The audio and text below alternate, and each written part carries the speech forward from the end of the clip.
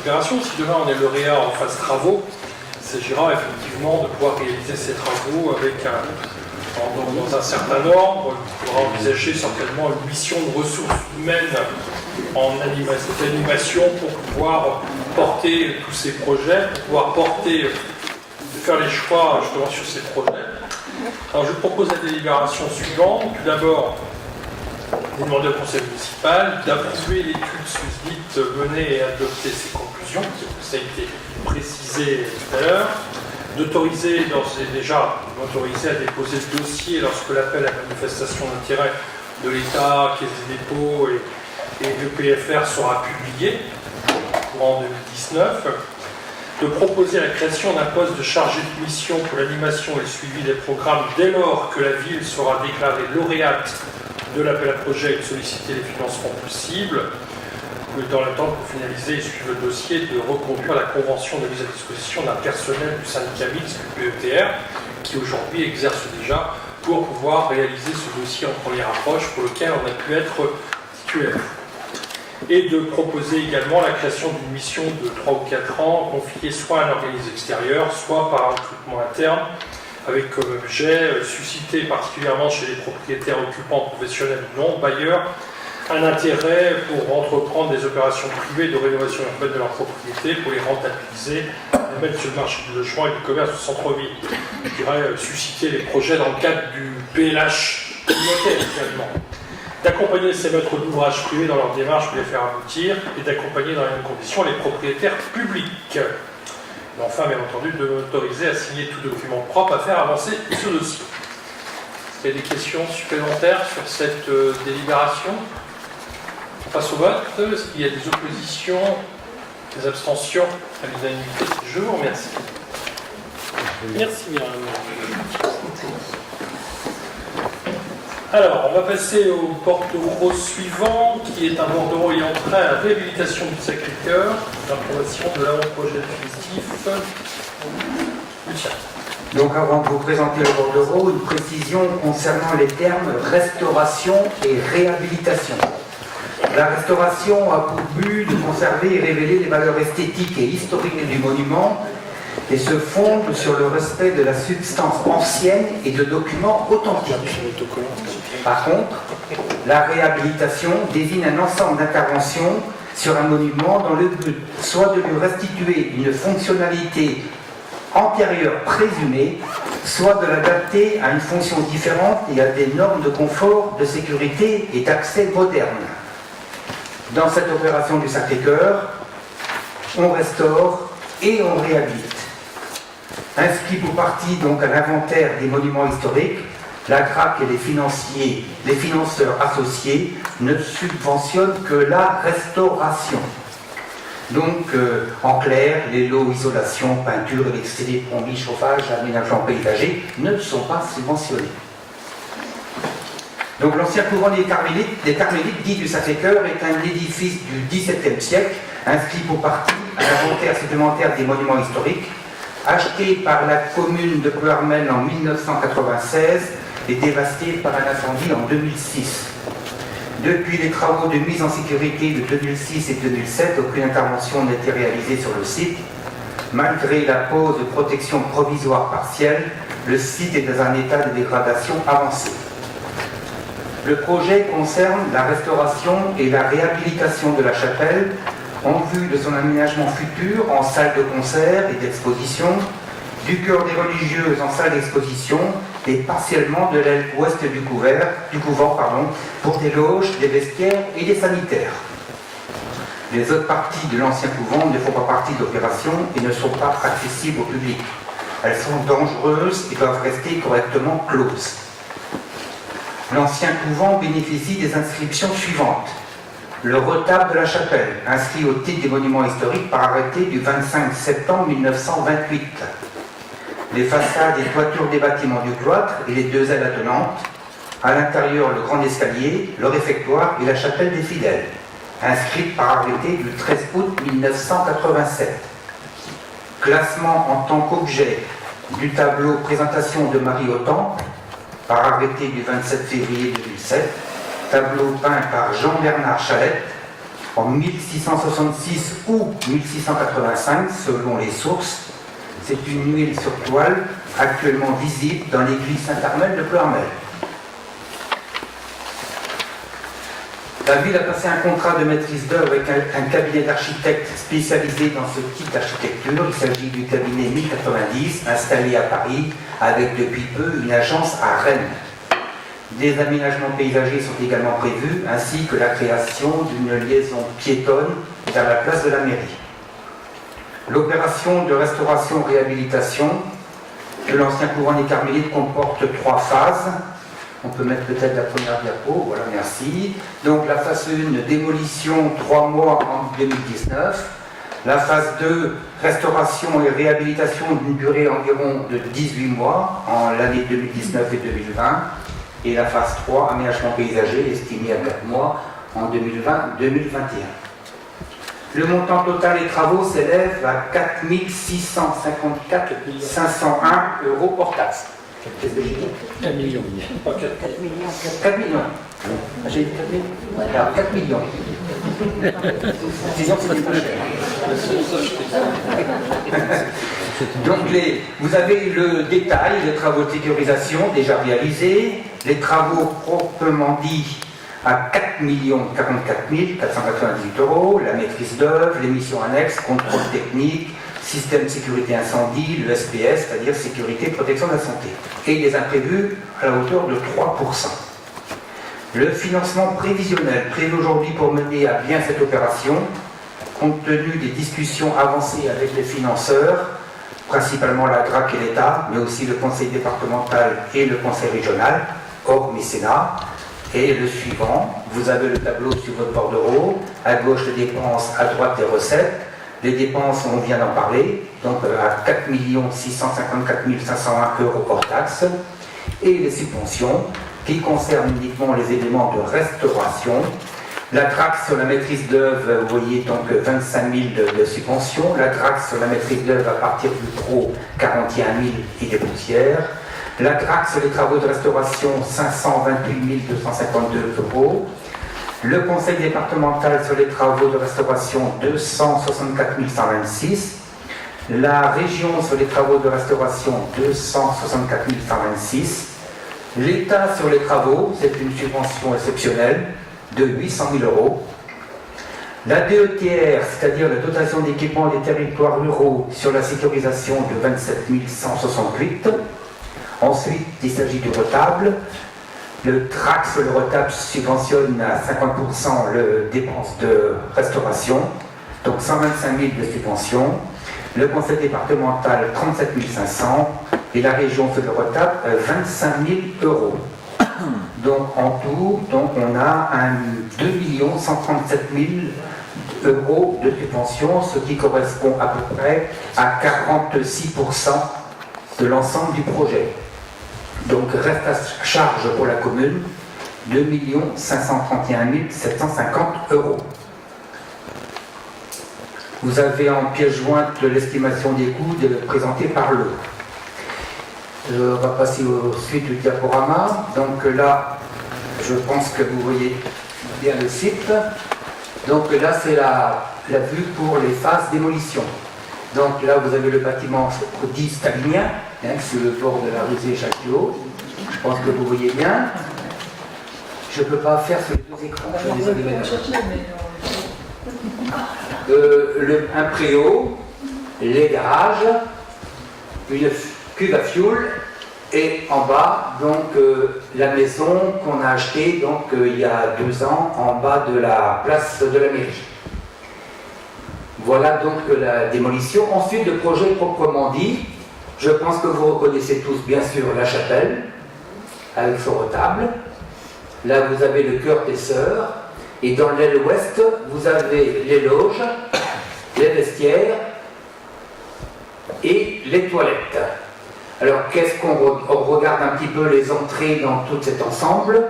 Vous avez bien sûr là une entrée principale, là une entrée secondaire, également ici il y a une entrée PMR, et également en venant de la place de la mairie, il y aura un cheminement qui vous permet de rentrer dans le cloître et de suivre et de remonter dans les locaux. Là, vous avez le frontispice de la chapelle. Donc le frontispice, donc pour être précis, c'est en architecture, c'est la façade principale et ornementale d'un édifice. Ça s'appelle comme ça. Donc vous avez une vieille photo qui permet de voir qu'il faut reconstituer la façade, puisque en 1953, elle a été un petit peu cimentée. Donc il va falloir enlever tout le ciment, le béton qui est sur la façade, et pour remettre des pierres de tuffeau, et remettre donc les chapiteaux ioniques du Rogisbar, etc. Et vous avez le plan de l'architecte. Là, vous avez donc le retable, qui est imposant, pour ceux qui connaissent. Hop, donc tu peux revenir, s'il te plaît, Arnaud. Voilà.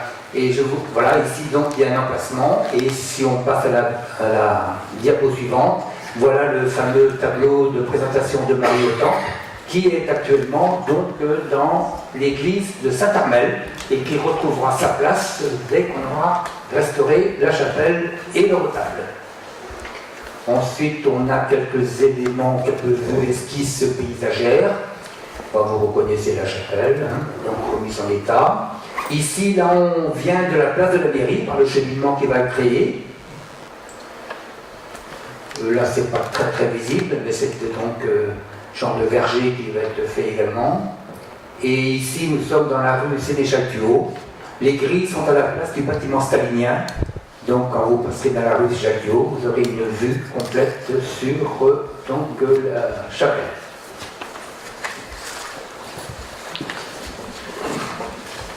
Alors, vu l'avant-projet définitif donc établi pour la restauration, réhabilitation d'une partie de l'ancien couvent du Carmélite, vu l'avis favorable de la Commission de Finances, Ressources humaines et Système d'information du 3 décembre 2018, il est demandé au Conseil municipal d'approuver l'avant-projet de restauration et réhabilitation du couvent du Carmélite tel qu'il est présenté aujourd'hui par le cabinet d'architectes, de prendre acte des estimations financières des travaux projetés et des travaux connexes, notamment la restauration du retable. Vous voyez qu'elle est chiffrée, cette restauration, à 50 000 €. C'est une estimation à la louche, puisqu'il y a un diagnostic qui va être réalisé prochainement. D'approuver le plan de financement de cette opération tel qu'il est présenté ci-dessus, tant en dépenses qu'en recettes, et dire que les inscriptions au PPI seront ajustées en conséquence. Le PPI aujourd'hui est à 2 278 168 € pour le reste à charge. Il va passer donc, comme vous l'avez vu sur le tableau, à 2 531 750, soit donc une plus-value d'un peu moins de 300 000 €. Suite donc aux demandes qui ont été faites par la TRAC et l'ABF. D'autoriser Monsieur le maire à solliciter les subventions auprès des différents partenaires financiers et plus généralement à diligenter toute opération propre à faire avancer le dossier. Il faut savoir que le comité de suivi du Sacré-Cœur aura sa deuxième réunion le lundi 17 décembre à 16 h. Ok, est-ce qu'il y a une demande d'intervention sur ce dossier? Oui, Gilles Carouédan. C'est un joli projet. Par contre, moi j'ai une ou deux petites questions. Je me posais la question, là je vois que la chapelle, au niveau de l'aménagement, salle de concert et d'exposition, la chapelle bleue, c'est un peu la même chose, non? Je me posais la question, ça nous ferait deux salles. Bon, la chapelle bleue au niveau acoustique n'est pas idéale. Alors que là, elle va être idéale. Elle était déjà avant l'incendie. Je pense que vous avez déjà assisté à des concerts dans la chapelle Sacré-Cœur. Non. C'est magnifique. C'était magnifique. C'est vrai que c'était une question et c'est vrai que si c'est exposition, c'est vrai que ça va avoir à peu près les mêmes. Tout à fait. Je dirais le même rôle que la chapelle bleue. Voilà, bon, c'était la rendre culte où ils trouvaient une destination véritable d'un point de vue culturel qui, à notre avis, pouvait trouver une place, même si effectivement il y a du blonnage, je crois que c'est un élément patrimonial qui était à restaurer, c'est bien dans ce sens. Ploërmel est riche de ces éléments patrimoniaux à caractère religieux, ça en fait partie, il y a certainement du blonnage ou autre possible. Alors, justement, la mise en place de ce dispositif va nous permettre de parfaire. La chapelle bleue a des qualités, mais aussi des grands défauts qui sont mis en avant, notamment quand l'utilisation d'éléments culturels, spectacles, et même pour les expositions, ça se trouve bien, mais pas toujours, il y a des choses à se voir. On va justement profiter de cette délimitation pour faire quelque chose qui soit beaucoup plus, je dirais, dans l'air du temps, pour pouvoir mener à bien et accueillir ces nouvelles manifestations.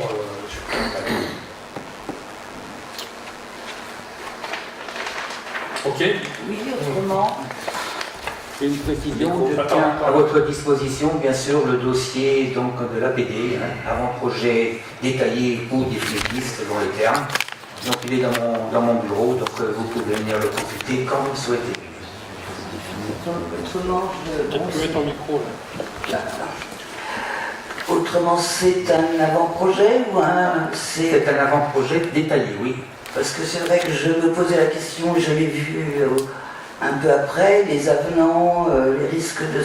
Est-ce que c'est... je dirais, financièrement, est-ce que c'est... je dirais, fiable ou pas? Parce que... Les chiffrages ont été faits par un économiste, donc avec bien sûr l'architecte, mais maintenant à vous dire que ça va être exactement le coût, non, je ne sais pas faire. Ça. Parce que ce serait quand même, bon, c'est déjà une belle somme, je dirais, que la commune doit sortir. L'argent des assurances n'avait pas été dépensé.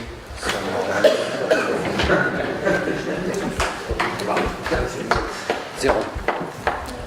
Oui, effectivement, voilà, cette réhabilitation patrimoniale, moi je trouve qu'on obtient quand même une belle participation aux subventions. Moi, je me souviens le lendemain justement du sinistre, quelques temps après, où il était évoqué que les subventions n'allaient peut-être pas être à grand niveau dans la mesure où on avait de l'argent qui était touché de l'assurance. L'argent de l'assurance avait sa destination. Je trouve qu'on s'est pas trop mal débrouillé et aujourd'hui d'obtenir 46% de subventions sur cette opération, je dirais qu'il y a un point qui a été mis par l'État. Je dois souligner l'implication de l'État, le préfet du Morbihan notamment, qui souhaitait véritablement à ce que l'on trouve justement des choses qu'on puisse aboutir. Il y a eu une grande discussion avec la DRAC. Avant de sortir ce projet, inutile de le dire, ça a nécessité de multiples rencontres et calages. Je ne vais pas dire fâcherie, c'est pas tout à fait comme ça, mais il a fallu se caler quand même sur des choses pour aboutir à vraiment sortir ce projet et où la DRAC s'impliquait, met de l'argent parce qu'ils trouvent ce projet structurant, important pour le patrimoine, et ils ont souhaité se l'accompagner. Le préfet du département plutôt veut nous suivre, il nous met d'ailleurs une somme de 800 000 € sur des travaux de façon supplémentaire par rapport à l'accompagnement de la DRAC. On a quelques petites participations, petites, elles sont toujours jamais négligeables, sur le conseil départemental à hauteur de 10%, et une petite partie de la région sur l'élément patrimonial que constitue le retable, mais c'est bien entendu en dehors de leur champ de compétences, parce que c'était bien entendu sur là-dessus. Donc voilà, je trouve que c'est déjà une bonne opportunité, mais j'ai toujours dit d'ailleurs, dans la négociation, j'en demandais pas, dès le départ, j'en disais si on n'a pas 40%, on n'ira pas. Donc c'était la barre qu'on s'était fixée. Longtemps, on a eu du mal à atteindre, donc on est un petit peu au-delà, j'en suis fort à l'aise. Mais en espérant, effectivement, ce que je disais à Lucien dans les travaux, ça nous coûte beaucoup d'argent, c'est déjà important, très important, on ne peut pas se permettre d'aller au-delà, véritablement, contenez les coûts dans ce dispositif là-dessus.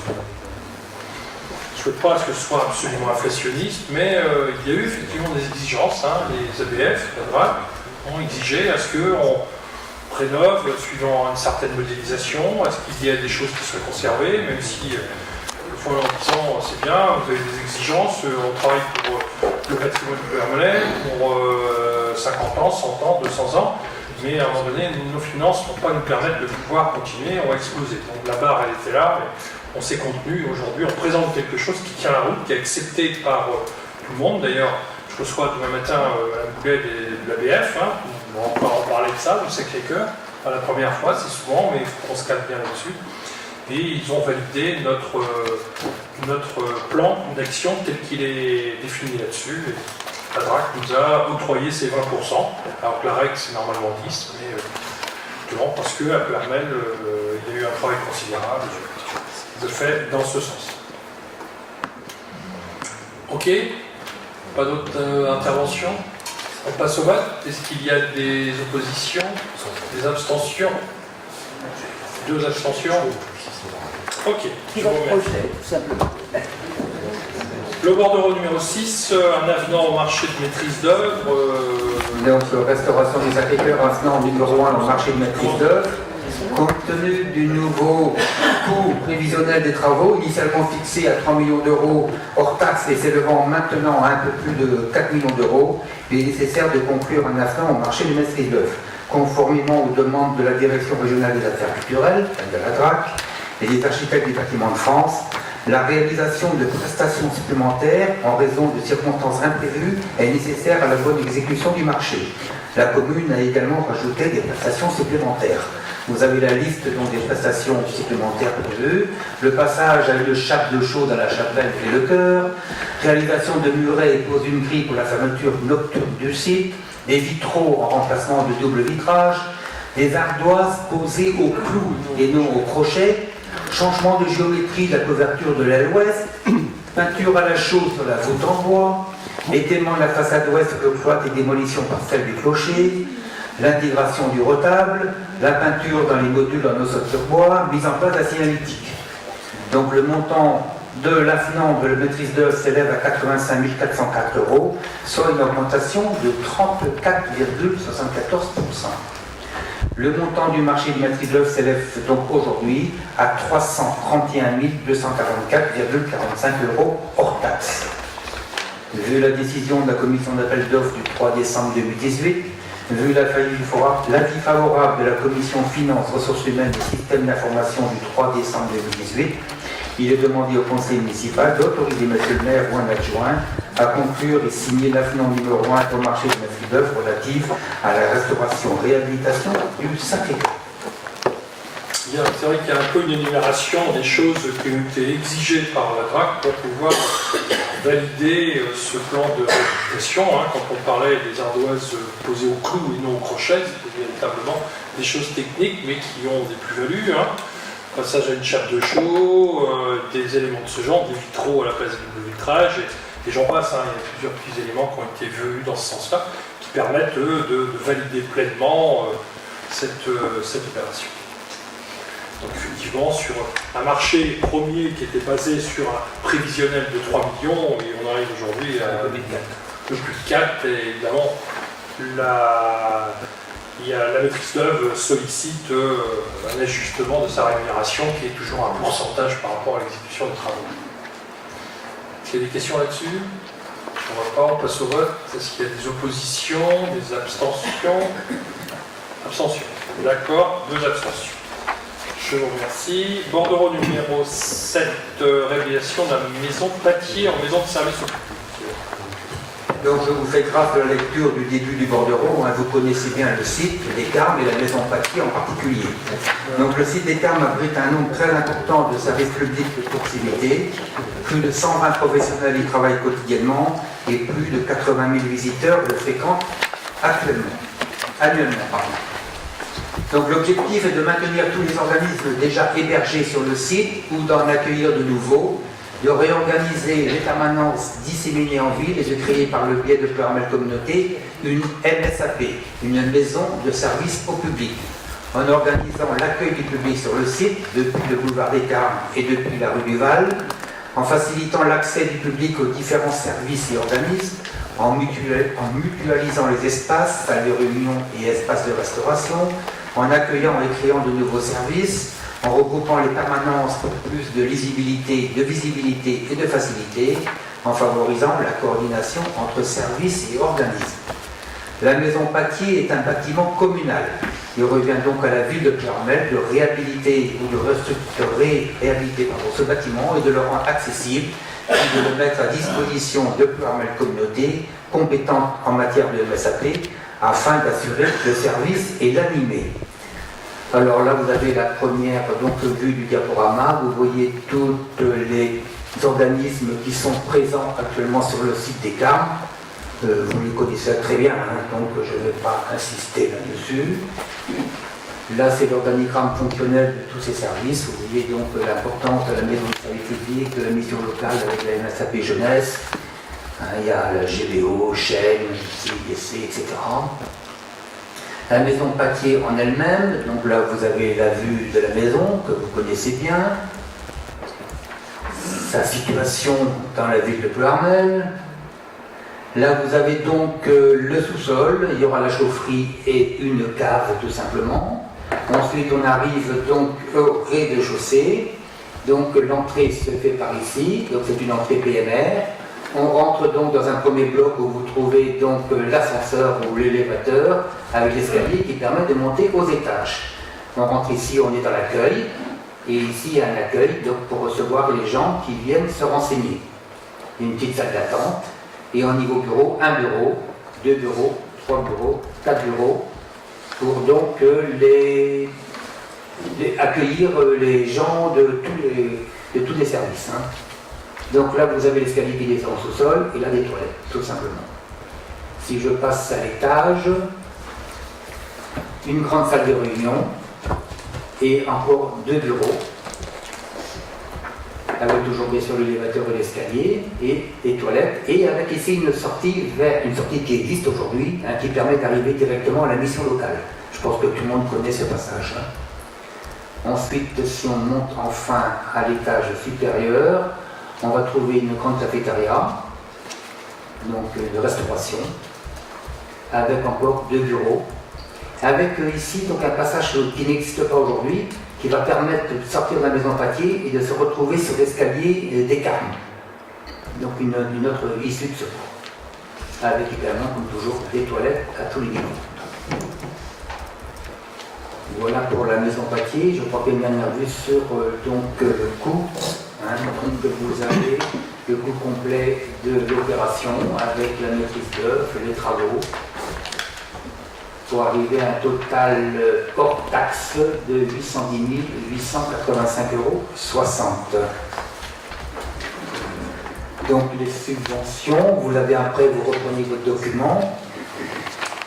Donc sur la page, donc sur le tableau du bas, vous voyez que l'avant-projet sommaire a été donc présenté depuis la délibération du 20 septembre 2018, donc il y a quelques modifications. Le plan prévisionnel donc, est établi pour les subventions sur une aide de l'État de FNADT, Fonds national d'aménagement et de développement du territoire, pour une somme de 360 000 €. La région, dans le cadre de contrat de plan État-région, donc un montant de subvention de 200 000 €. Il reste donc un autofinancement de la commune de 250 885 € hors taxe.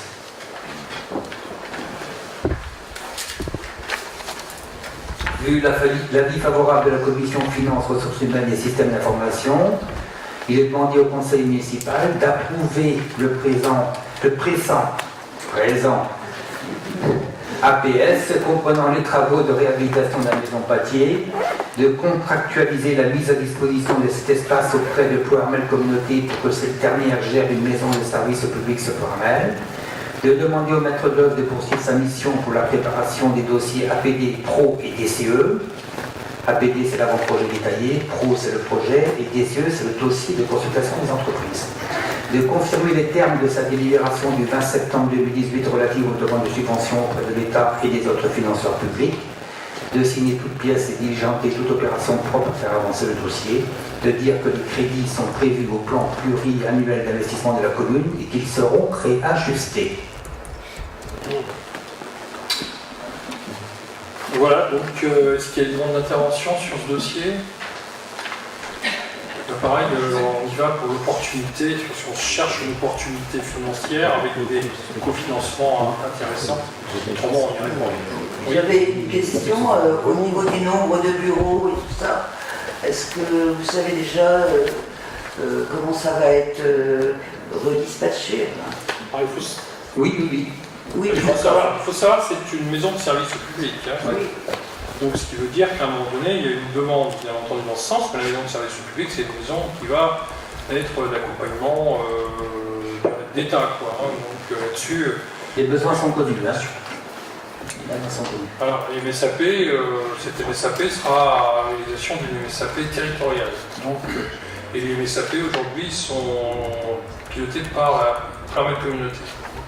Ce qui qui veut dire que ces bâtiments ont vocation à être mis à disposition, loués bien entendu, mais bien entendu, quand je dis mis à disposition, de par la communauté qui permettra, qui elle va y faire, je dirais, son vaisseau amiral des MSAP du territoire.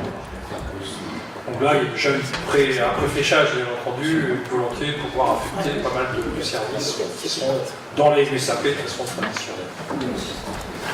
Donc voilà, l'opération peut être intéressante parce qu'effectivement, le reste à charge de la ville va être, je dirais, compensé par du loyer. On va pouvoir réaliser une opération pour la ville, c'est une opération qui risque d'être blanche.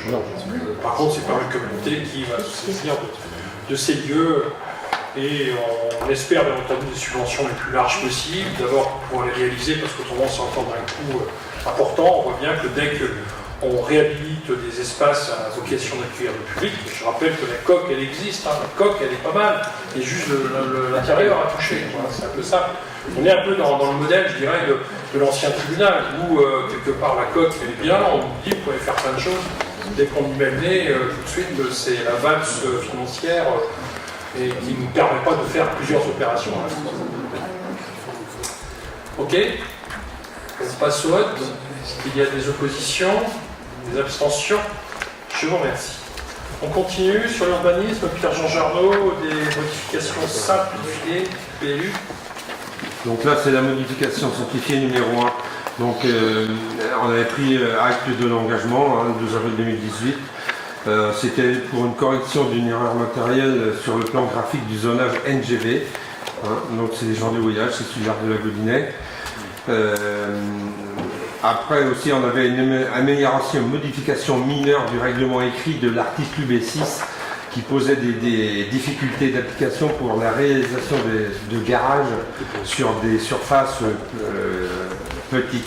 Quand on arrive à des 350 m², 400, bon, on ne peut pas tenir compte du même règlement. Voilà, c'est pour ça qu'il y a des modifications. Donc par délibération du 14 juin 2018, le conseil municipal avait approuvé toutes les modalités de mise à disposition. Donc l'affichage en mairie, les mises à disposition du dossier, d'un registre papier. Lors de cette mise à disposition, aucune observation n'a été enregistrée. Donc le dossier a été soumis aussi à disposition du public du 4 au 5 octobre 2018, considérant les avis notamment par la préfecture du Morbihan et la chambre de commerce d'industrie du Morbihan pour lesquels le projet n'appelle aucune observation, considérant que le dossier de modification numéro 1 tel qu'il a été présenté au conseil municipal peut être approuvé. Après en avoir délibéré, approuver le dossier de modification, d'autoriser monsieur le maire, le joint délégué à l'urbanisme, à signer tout document nécessaire à l'exécution de la présente délibération, de préciser que la présente délibération fera l'objet des mesures de publicité et de diffusion prévues aux articles et que le dossier de modification simplifié numéro 1 du PLU approuvé sera tenu à la disposition du public, à la mairie et à la préfecture aux jours et aux heures habituelles d'ouverture. Il faut préciser que la présente délibération de modification du PLU sera exécutoire à compter de sa publication et de sa transmission au préfet. Est-ce qu'il y a des demandes d'intervention sur cette modification? Je vais passe au vote. Est-ce qu'il y a des oppositions, des abstentions? Je vous remercie. On continue, Pierre-Jean. Donc là, c'est modification numéro 2 du plan Tu peux local. mettre ton micro, s'il te plaît. Modification numéro 2. Donc le PLU de la ville de Clermont comporte 3 OAP, orientation, d'aménagement et de programmation, qui permettent à la collectivité d'accompagner les porteurs de projets dans la définition d'un projet d'aménagement global dans les zones 1 à U. L'OAP, alors l'exemple, l'OAP de la rue du Roi Arthur s'intègre dans un périmètre de 4 hectares environ. Les besoins de la ville en matière d'habitat sont réels et des porteurs de projets semblent intéressés. Cependant, une incohérence entre le règlement du PLU et l'OAP apparaît. L'objectif de cette modification est de corriger cette incohérence en permettant la réalisation de plusieurs opérations d'aménagement au sein du périmètre de l'OAP. Il est précisé que ces évolutions s'inscrivent dans le cadre légal du contenu d'un PLU et d'une procédure de modification simplifiée.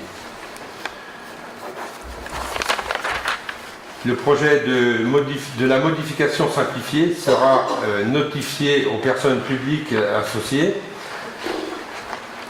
Voilà. En outre, et bien qu'elle ne soit pas directement concernée, donc la Chambre d'agriculture et la propriété forestière aussi est informée. Les associations agréées visées à l'article L 121-5 peuvent demander à être consultées sur le projet. Le projet de modification sera soumis à la mise à disposition du public du 3 au 31 janvier 2019, après arrêté du maire pour l'engagement de la procédure de modification simplifiée. Donc, il est proposé au conseil municipal la mise en place des dispositions suivantes, qui sont décrites, c'est l'affichage et le mode de communication. Ce dossier prendra les éléments suivants conformément au code de l'urbanisme, donc projet de modification, l'exposé des motifs, et cas échéant, l'avis des personnes publiques associées. À l'issue de cette disposition, un bilan sera présenté au conseil municipal qui prendra une délibération.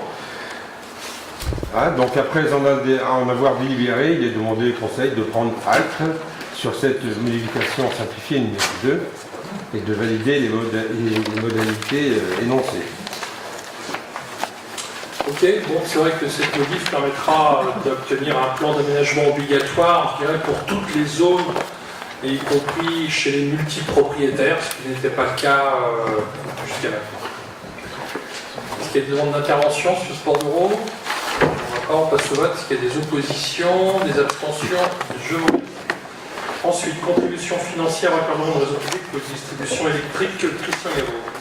Oui, donc ça concerne le raccordement d'une parcelle, enfin deux parcelles, la numéro 232 et 235 cadastrées ZR, et c'est au lieu-dit Saint-Jean-de-Villenard, 4 rue des Rosées. Donc les travaux de raccordement, c'est pour une puissance de 12 kVA. C'est réalisé par Enedis. Donc conformément à l'arrêté du 17 juillet 2008, Enedis prend 40% et le reste de la contribution financière est à la collectivité. Donc on a le coût de l'extension qui est de 1943 €. Et on a une quantité en mètres linéaires de 81 mètres. Donc ça nous fait un total hors taxe de 5 581,80 € et donc un total TTC donc de 6 698,16 € à charge de la mairie.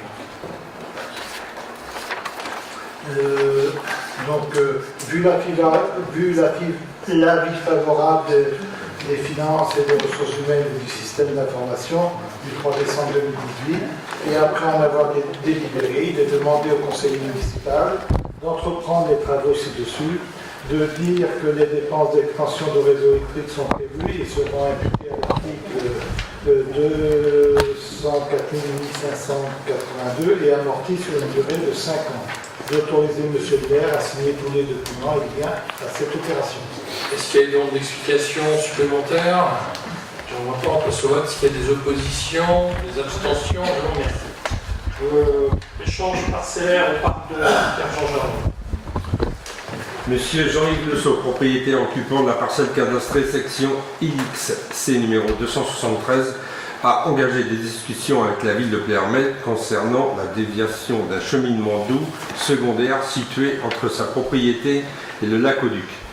Un autre chemin piétonnier considéré comme principal passe en contrebas de la propriété de monsieur Le Sceau. Le cheminement concerné par la demande de déviation passe actuellement devant et en partie sur la propriété privée. Pour assurer plus de tranquillité aux propriétaires et régulariser cette situation, il est proposé de céder cette portion de chemin cadastré section XC 272P d'une surface de 140 m² à monsieur Le Sceau au prix de 3 € le mètre carré. Par ailleurs, lors du relevé de géomètre, un empiètement de propriété de 9 m² sur le domaine privé de la commune a été constaté correspondant aux parcelles cadastrées section XC 272P pour 7 m² et XC 214 pour 2 m².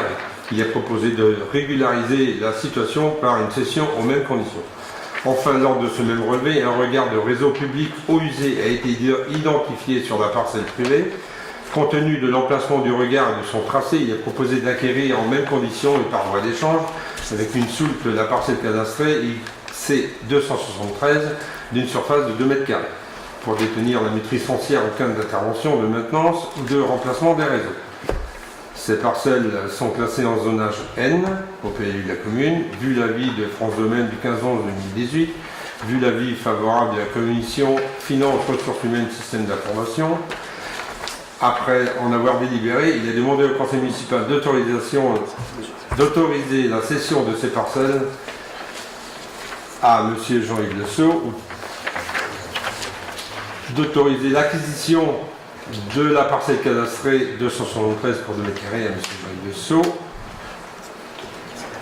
ou à toute personne physique ou morale qui pourrait s'y substituer, d'autoriser la réalisation de cette opération foncière par voie d'échange avec Soult, de désigner un notaire pour la rédaction de l'acte authentique, de dire que tous les frais afférents à cette affaire sont à la charge de M. Le Sceau, d'autoriser M. le maire à signer l'acte de vente et toute pièce à intervenir lors de cette vente.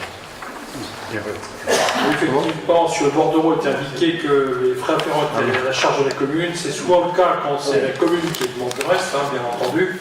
Là, c'est pas le cas, c'est M. Le Sceau, donc c'est lui qui paye. Donc la demande de modification avait été émise lors de la dernière commission des finances par Mme Alloyer. Nous avons donné une suite favorable à vos remarques. Bien sûr, c'était une remarque. Ok, est-ce qu'il y a une demande d'intervention concernant ce bordereau? J'en vois pas, on passe au vote. Est-ce qu'il y a des oppositions, des abstentions? Je vous remercie. Bordereau 12, présentation du rapport 2017 sur le prix et qualité du service assainissement. Pierre-Jean Jardin. Oui, donc c'est le RPQS. En application de l'article L224.5 du Code général des collectivités territoriales, il est demandé aux maires des communes exerçant une compétence dans le domaine de l'eau, de l'assainissement, des déchets, de présenter à leur conseil un rapport annuel sur le prix et la qualité du service dont elle a la compétence. Donc là, vous avez en présence le rapport annuel de l'exercice 2017, bien sûr. Donc, je ne sais pas si vous l'avez feuilleté, on peut le parcourir un petit peu. Donc, le service d'assainissement sur Pleyhermel, il assure la collecte, le transport et la dépollution. Hein. Aujourd'hui, donc Pleyhermel, c'est la zone agglomérée avec 2 conventions une sur Gourel, une sur Topon. Donc encadré avec des conventions de rejet, hein, bien sûr. On a une DSP, donc une délégation de service public, hein, par affermage, pour une durée de 15 ans, donc qui se termine au 31/12/2021.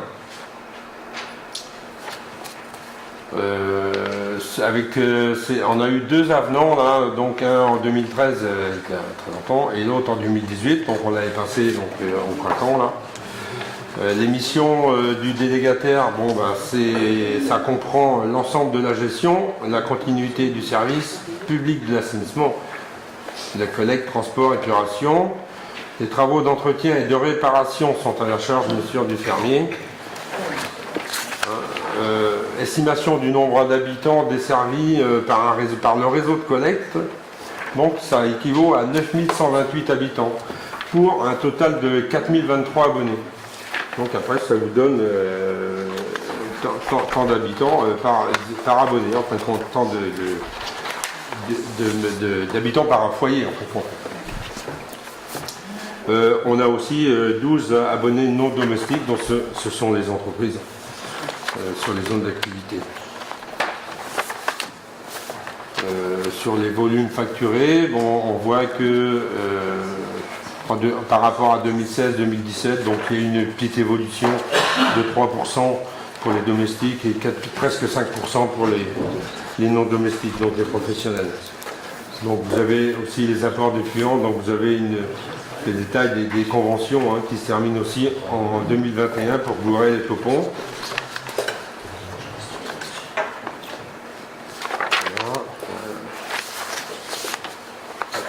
Voici le linéaire de collecte, donc on a un réseau de 73, presque 74 km sur la commune de Pleyhermel.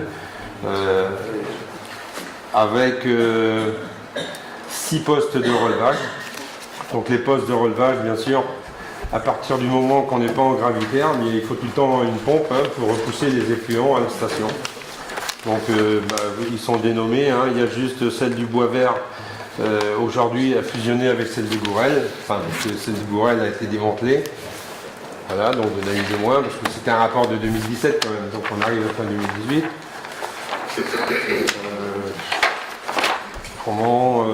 Sur la partie de la tarification de l'assainissement, donc on a tout le temps la PAC, qu'on avait voté déjà aussi au conseil municipal.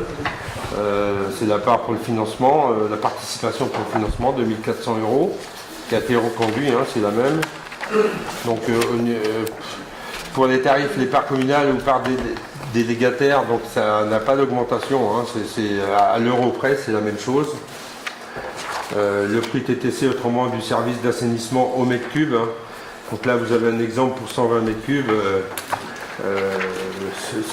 C'est moins élevé que le coût de la vie, c'est 0,8% d'augmentation, ce qui équivaut à 337 € pour 120 mètres cubes d'eau consommée pour un ménage.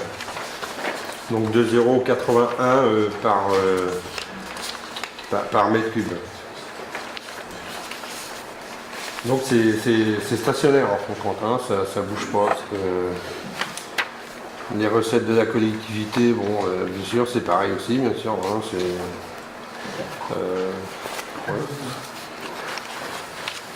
Le délégataire, c'est légèrement inférieur. Après, un peu plus loin, vous avez les programmes d'opération de 2017 à 2019. Donc bien sûr, c'est des travaux qui sont réalisés pour une partie, pour l'aménagement du poste de la zone de Gourel. Vous avez réalisé les travaux, réserve de travaux de voirie. Donc là-dedans, vous avez rue Générale du Breton et boulevard Laennec. Après les divers postes, les compteurs, des bimétries. Voilà, donc là on était sur un programme de 2 ans à 3,2 millions, 3 262 000.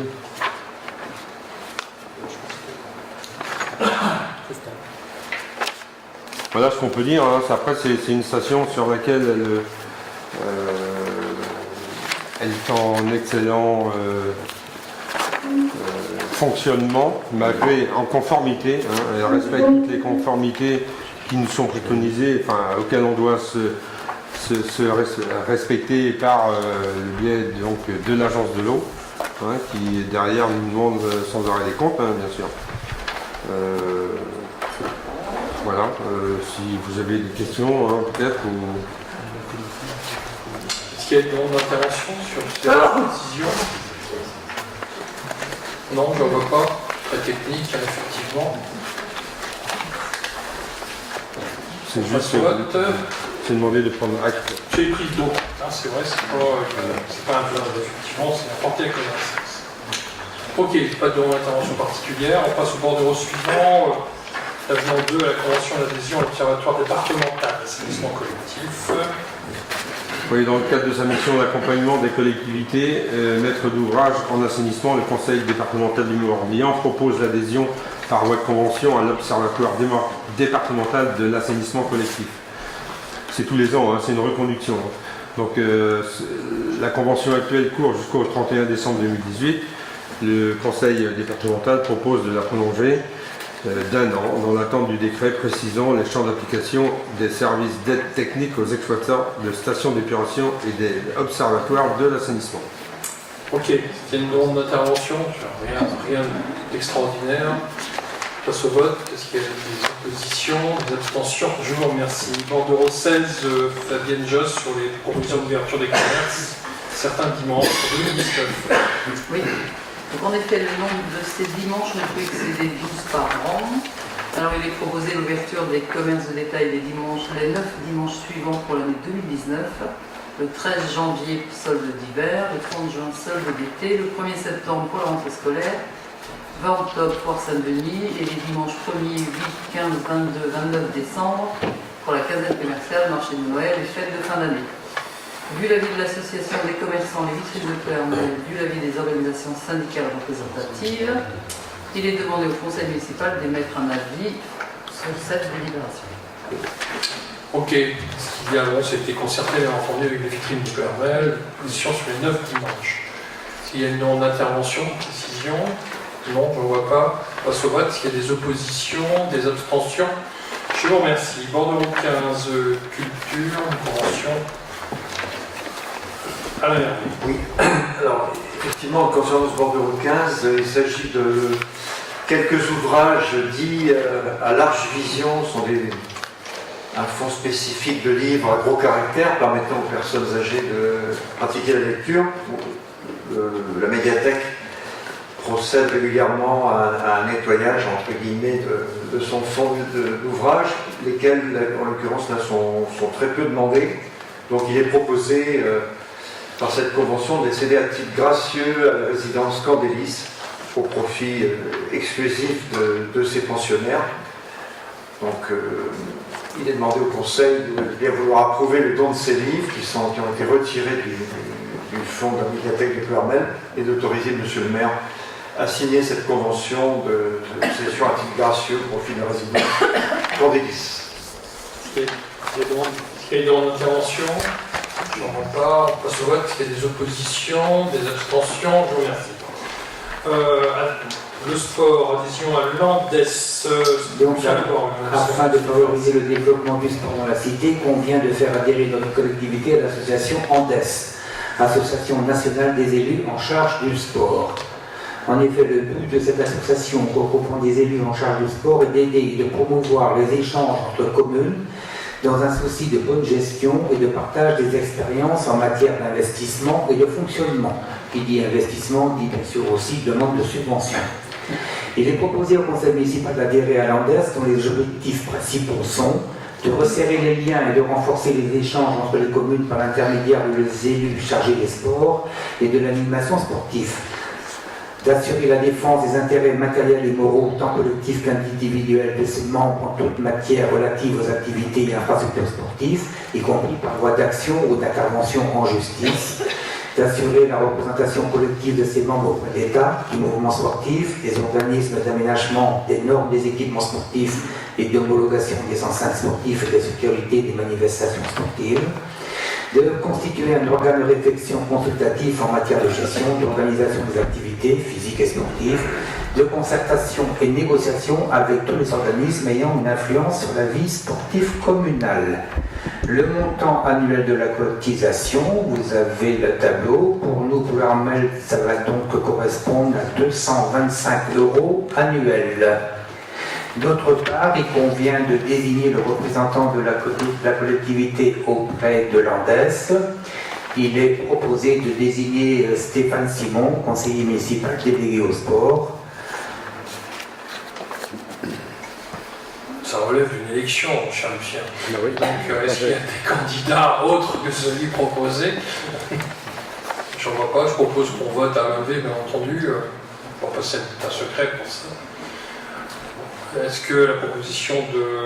Bon, tout d'abord, sur une délibération, d'approuver l'adhésion à la commune à l'ANDES, pas d'opposition, ni d'abstention. Ensuite, pour la proposition de désignation de Stéphane Simon au titre de membre du conseil municipal pour adhérer, pas d'opposition, ni d'abstention. Je vous remercie. Alors, une batterie d'affaires financières pour Jacques Dupuis-Inscrit. Oui, alors là, je vais passer relativement vite. Il s'agit effectivement des tarifs applicables en 2019. Assez peu de changements, sinon en ce qui concerne les tarifs de facturation à Plouermel Communauté pour les repas des enfants de l'accueil de loisirs, après étude du prix de revient de ces différents repas par le biais de la comptabilité analytique. Donc on va facturer les repas à 4,30 € au lieu de 4,10 € au véritable prix de revient. Concernant les droits de place, c'est une stabilité complète. Les concessions de voirie, c'est la même chose. Les salles du complexe sportif varient très peu, sinon la salle d'activité du stade municipal qui passe de 3,60 € à 3,70 €. La halle des sports, donc l'activité sportive à l'heure, 5,80 passe à 5,90 €. En ce qui concerne la médiathèque, pas de modification non plus. Le tarif des photocopies tant de la médiathèque que des photocopies de format A4 en mairie redescend de 0,20 à 0,15 centimes l'unité. Donc on adapte au prix de revient. Le cimetière, il n'y a pas de changement. Les concessions cinéraires non plus. En ce qui concerne la salle des fêtes, pas de modification non plus. La salle Pierre-Leroy non plus. Les conditions générales de location ne varient pas du tout. Donc le tarif applicable à chaque salle est un tarif forfaitaire journalier. La gratuité est accordée une fois par an pour une journée à l'occasion de la première réservation de l'année civile. Bon, là aussi, pas de changement. Lorsqu'on a plusieurs, la location intervient sur plusieurs jours consécutifs, il y a un allègement de 50%. Bon, ces tarifs ont reçu un avis favorable de la Commission des finances lors de sa séance du 3 décembre 2018. Donc, y a-t-il des observations éventuellement concernant ces tarifs? Pas de questions? J'en vois pas, on peut passer au vote. Est-ce qu'il y a des oppositions, des abstentions? Je vous remercie. Bordereau suivant. Alors, bordereau numéro 18, ce bordereau concerne des subventions 2018 pour les arbres de Noël des écoles. Il est proposé une subvention de 6,10 € pour cette année 2018 par élève domicilié à Pleuhermel. Pas de changement par rapport à 2017. Bon, les versements se font en fonction du nombre d'élèves et vous avez le détail du nombre d'élèves qui résident à Pleuhermel, 853. Le montant total de la subvention atteint 5 203,30 €. Avis favorable de la Commission Finances dans sa séance du 3 décembre 2018. Donc, y a-t-il éventuellement des observations à ce niveau-là? Pas de questions, passer au vote. Est-ce qu'il y a des oppositions, des abstentions? Je vous remercie. Avance sur subvention 2019. Oui, alors traditionnellement, donc, il est proposé chaque année d'allouer des avances en subvention 2019, notamment à l'égard du comité des carnavaliers, comme l'année dernière, il est proposé de verser une avance de 30 000 €. Il faut savoir qu'il y a des engagements qui sont pris et payables longtemps à l'avance. Hein, c'est ce qui explique cette demande d'avance. Là aussi, autrement, le GEC avance sur la subvention 2019 qui correspond en fait aux 3/12e de la subvention de 2018. Et encore, avis favorable de la Commission Finances dans sa séance du 3 décembre 2018. Est-ce qu'il y a une demande d'intervention? Bon, on passe au vote. Est-ce qu'il y a des oppositions, des abstentions? Merci. Participation, assainissement collectif. Bon, l'assainissement collectif, il faut savoir que pour l'année 2018, il était fixé à 1 400 €. Il n'y a pas de modification concernant ce montant. Donc les modalités d'application de la participation sont régies par le règlement de service qui a été voté par délibération du Conseil le 23 février 2017. Là encore, avis favorable de la Commission de finances dans la séance du 3 décembre 2018. Est-ce qu'il y a une demande d'intervention? Je n'en vois pas. On passe au vote. Est-ce qu'il y a des oppositions, des abstentions? Je vous remercie. Ensuite, calcul de la voirie communale. Oui, le bordereau numéro 21 porte sur la longueur de la voirie communale. C'est un élément qui rentre dans la détermination du calcul de la dotation globale de fonctionnement. Donc le recensement et les calculs ont été effectués par les services. On a donc on dispose d'un montant de 120 858 mètres linéaires de voies, auxquels s'ajoutent 33 641 mètres carrés de place. Avis favorable de la Commission des finances dans la séance du 3 décembre 2018. Est-ce qu'il y a une demande d'explication complémentaire? Non, je n'en vois pas. On passe au vote. Est-ce qu'il y a des oppositions, des abstentions? Je vous remercie. Ensuite, Toujours dans les affaires financières, là, c'est la décision modificative numéro 1. Bon, ce qu'on pourra remarquer, c'est assez long, vous avez tout ce détail. Ce qu'on va pouvoir remarquer, c'est que on a de l'augmentation des dépenses dans le domaine notamment de la redynamisation du centre-ville, dont on vient de parler tout à l'heure assez longuement, d'un montant de 92 000 €. Mais ces études sont subventionnées à hauteur de 50 000 € par les différents partenaires. Autre modification qui peut paraître importante, c'est la subvention d'équipement pour les réseaux électriques rue du 8 mai, rue Général du Breton, plus 104 000. Mais là, c'est une simple écriture comptable parce que on passe de l'article 2041 582 à 21 538, tout simplement pour le même montant. Donc pas d'incidence véritablement. Alors, donc, globalement, les dépenses d'investissement progressent de 125 000 €, mais d'un autre côté, les recettes, par le biais des subventions, augmentent elles aussi d'un montant de 125 000 €. Alors, avis favorable de la Commission des finances dans la séance du 3 décembre dernier. est-ce qu'il y a une demande d'explication complémentaire sur cette gymnastique financière? Bon, si on ne voit pas, comptable, purement comptable. On passe au vote. Est-ce qu'il y a des oppositions, des abstentions? Je vous remercie. Bordeaux 23 et... Oui, là, on passe toujours les affaires financières. Hein. Ce sont les réaménagements d'emprunts et leurs garanties pour diverses opérations sur la commune qui sont portées par Bretagne Sud Habitat.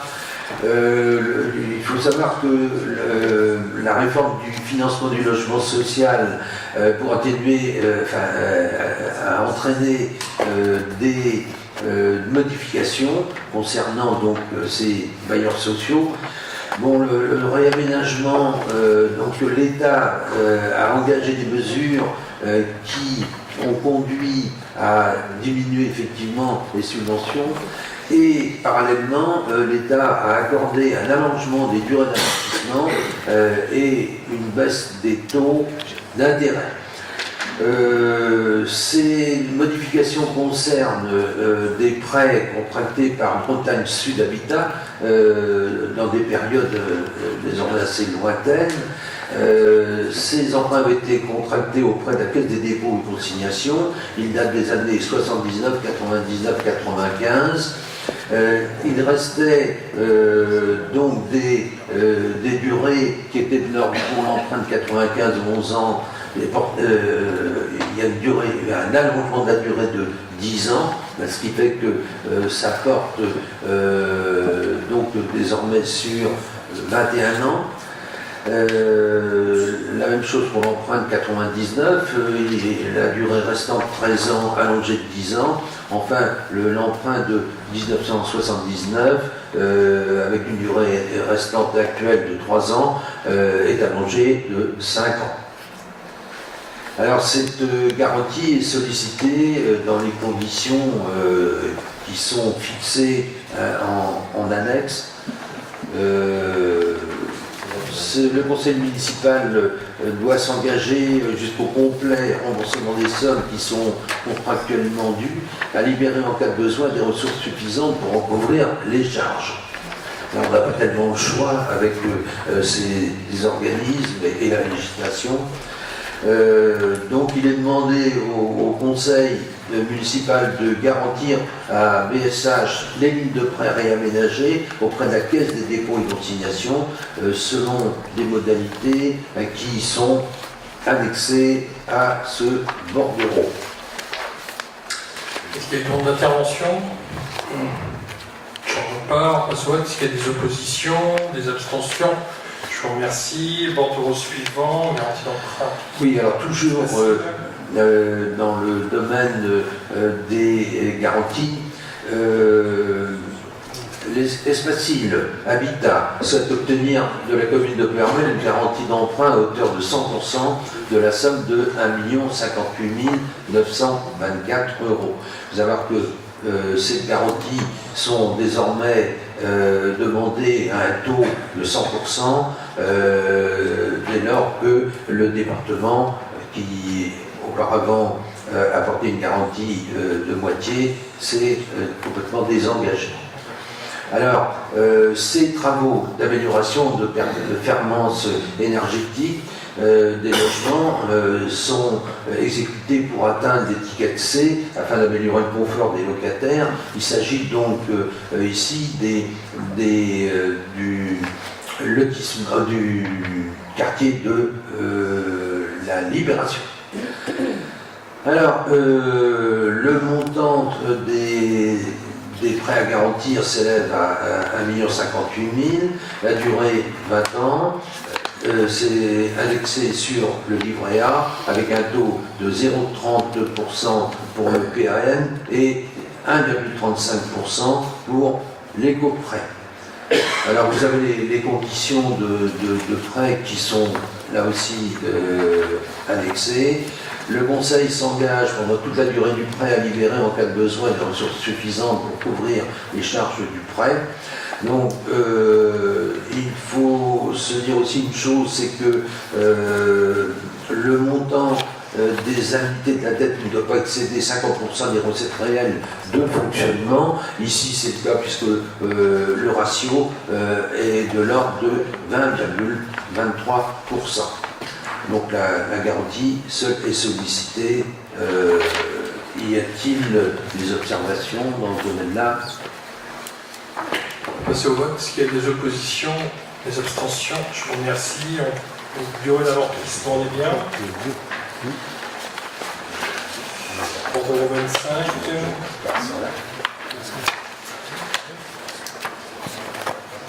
Bon, les communes sont tenues dès lors que leur population est égale ou supérieure à 3500 habitants, sont tenues d'amortir les biens de la collectivité. La sincérité budgétaire exige que cette dépréciation soit constatée afin de dégager des ressources qui sont destinées au renouvellement des biens.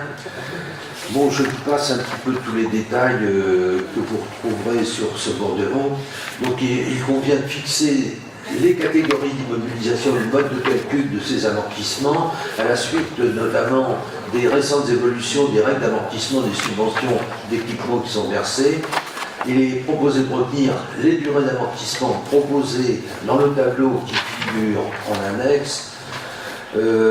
Par ailleurs, l'Assemblée délibérante peut fixer un seuil unitaire au-deçà duquel les immobilisations de peu de valeur ou dans la consommation est très rapide s'amortissent sur un an. Il est proposé de fixer ce seuil à 1 000 €.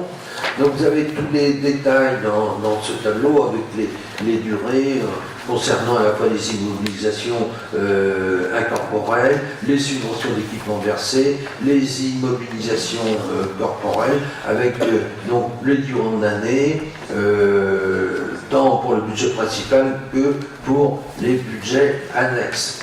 Donc il est demandé au Conseil, sauf effectivement observation, d'adopter le tableau des amortissements qui est joint, de fixer le seuil unitaire des biens de faible valeur en deçà duquel l'amortissement est pratiqué sur un an et d'autoriser la sortie de ces biens de faible valeur au terme d'une durée d'amortissement fixée à 1 an. Ok, est-ce qu'il y a des demandes d'informations supplémentaires, demande d'intervention? Je ne vois pas. On va passer au vote. Est-ce qu'il y a des oppositions, des abstentions? Je vous remercie. Régularisation d'écriture d'amortissement. Oui, alors là, toujours dans les amortissements, le bordereau numéro 26, dans le cadre de la fusion avec Monterrain, et donc de la création de la commune nouvelle, il est nécessaire de régulariser un certain nombre d'écritures d'amortissement. Il est désormais obligatoire de corriger des exercices, éventuellement, des erreurs sur l'exercice antérieur qui peuvent impacter le haut du bilan par des opérations d'ordre non budgétaire. Budgétairement, ces régularisations sont neutres. En conséquence, elles n'auront aucune incidence ni sur le résultat de fonctionnement, ni sur le résultat d'investissement. Considérant que certaines immobilisations n'ont pas été amorties ou insuffisamment depuis leur acquisition, et que d'autres ont été suramorties. Avis favorable de la commission finances dans sa séance du 3 décembre. Est-ce qu'il y a une demande d'explication?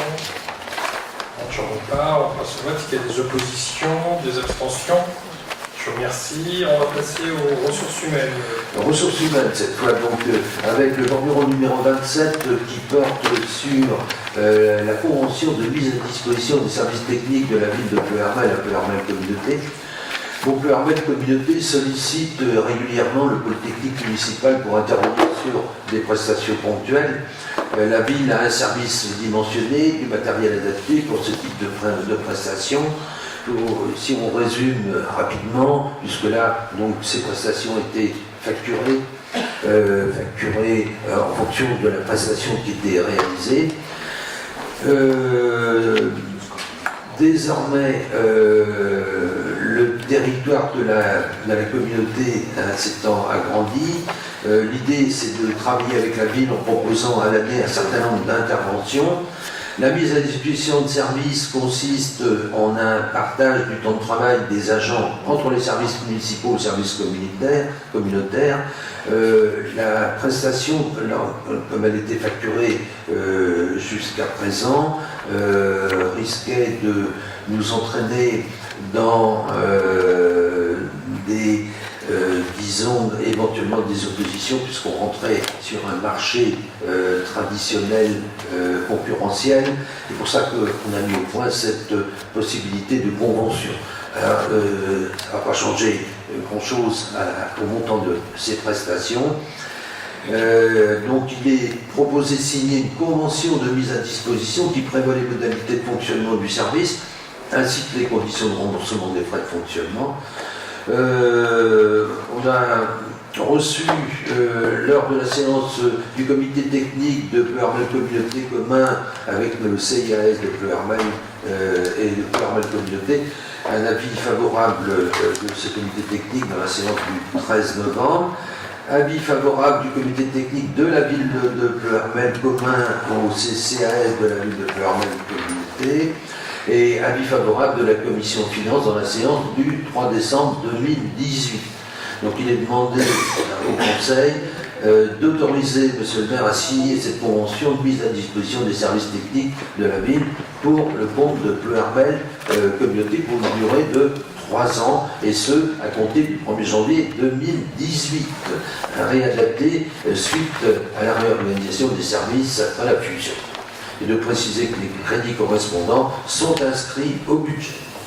Bien, est-ce qu'il y a une demande d'intervention? J'en repars, on passe au vote. Est-ce qu'il y a des oppositions, des abstentions? Je vous remercie. On continue. Alors, toujours dans le domaine des ressources humaines, bon là, il s'agit de la convention de service commun entre Pleuhermel Communauté, la ville de Pleuhermel, le CIAS de Pleuhermel Communauté et le CCAS de la ville de Pleuhermel. Alors, cette convention de mutualisation quadripartite est déjà relativement ancienne. Elle permettait de mutualiser et de mesurer l'activité par le choix d'indicateurs. Il faut savoir qu'on a des agents qui sont mutualisés, communes, communautés de communes et différentes CIAS, CAS. Toutes le montant de ces services sont mesurés afin de coller à la réalité et sont présentés dans les annexes qui figurent auprès de ce bordereau numéro 18. Il y a une méthodologie qui est retenue. La logique dans l'organisation fonctionnelle a été suivie ainsi pour chaque pôle, avec une série d'indicateurs, au maximum de 6, pour chacun d'entre eux une première répartition en pourcentage. Tout ça paraît très complexe, mais avec la comptabilité, c'est relativement simple à appliquer. Et il faut savoir que ce type de calcul a obtenu disons, l'assentiment de la Chambre régionale des comptes lors de la vérification qu'elle a effectuée sur les années passées. Donc ça nous permet de faire une répartition lorsque on a un emploi qui est partagé entre la communauté de communes, CIAS et CAS, une répartition juste des charges afin de déterminer exactement ce qui revient à chacune des parties. Donc vous avez une convention qui est jointe, accompagnée de 6 annexes. Là encore, avis favorable du comité technique de Pleuhermel Communauté, commun au CIAS de Pleuhermel Communauté. Avis favorable du comité technique de la ville de Pleuhermel, commun au CCAS de la ville de Pleuhermel Communauté du 15 novembre 2018. Avis favorable, là encore, de la commission finance dans la séance du 3 décembre 2018. Donc il est demandé, après en avoir délibéré, y a-t-il éventuellement des observations? Tout ça, ça peut paraître complexe, mais c'est parfaitement bien établi. Alors il est demandé d'autoriser M. le maire ou son adjoint, moi-même, à signer la convention des services communs entre Pleuhermel Communauté et la ville de Pleuhermel, le CIAS de Pleuhermel Communauté et le CCAS de Pleuhermel pour une durée illimitée à compter de l'année 2018.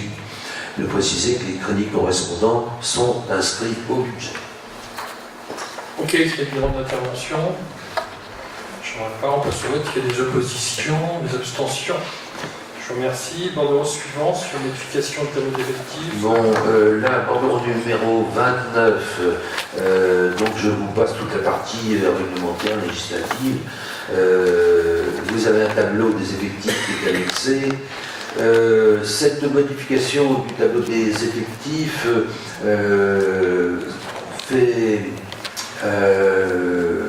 va dans le sens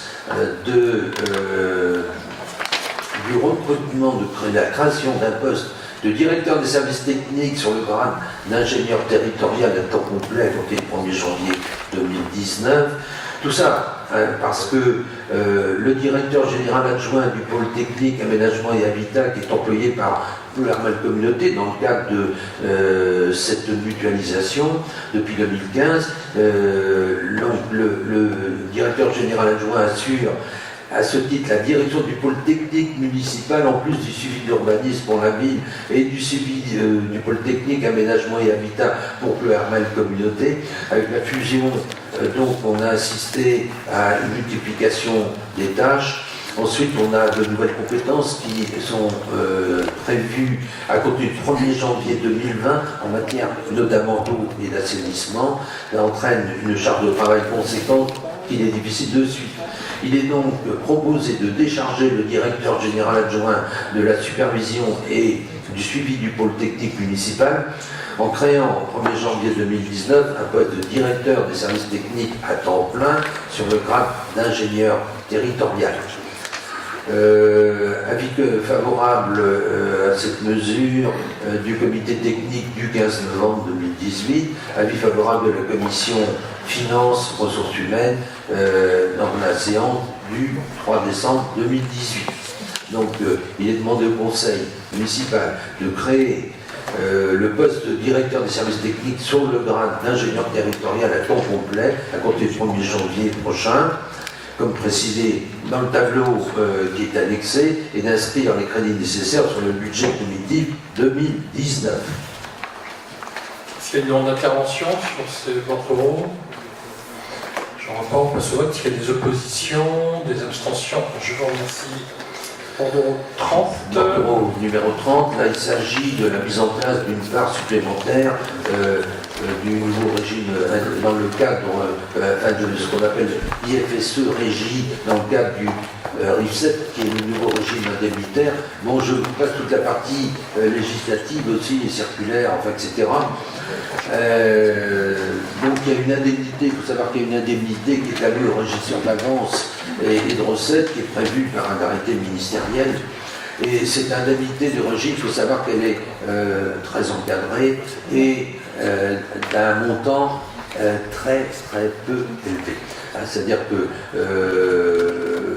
par exemple, la personne qui est responsable des abonnements de la médiathèque perçoit un montant d'indemnité annuelle de l'ordre de 110 €. Compte tenu des responsabilités engagées, le moins qu'on puisse dire, c'est que c'est vraiment très bas. Mais là aussi, ça obéit à la réglementation. Donc il est proposé de régulariser des délibérations antérieures à la suite de la mise en place de ce nouveau régime indemnitaire en intégrant cette indemnité dans la part, ce qu'on appelle la part fonction pour déterminer cette indemnité. Alors je vous passe tous les détails, tout ça c'est très compliqué, mais donc il y a des clés de répartition en cas d'absence pour congé, en fait, etc. Donc je vous passe tous les détails. Ce nouveau régime indemnitaire il n'est encore pas complet, tout n'est pas encore sorti. On n'a toujours pas ce nouveau régime indemnitaire, notamment pour des fonctions techniques, d'ingénieurs, enfin, etc. Les dernières modifications qu'on attendait depuis 1 an et demi sont intervenues en avril et depuis rien ne sort toujours.